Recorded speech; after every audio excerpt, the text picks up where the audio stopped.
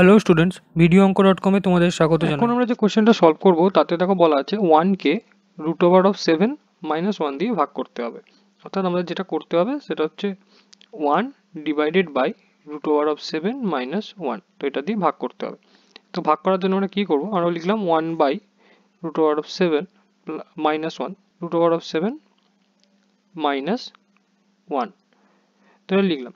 এবার আমরা জানি কোনো ভগ্নাংশের নিচে কোনো স্কোয়ার রুট রিলেটেড টার্ম রাখা যায় না, তো এখানে যদি নিরসন পদ্ধতি আমরা অ্যাপ্লাই করি তাহলে এখানে আমরা কি করব, এই সাইনটার অপোজিট সাইন দিয়ে ওপর নিচে লবের হারে গুণ করব।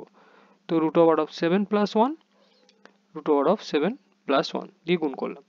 তাহলে লবে কি পেলাম, √7 + 1, 1 এর সাথে ইন্টু হয়ে এটাই থাকবে।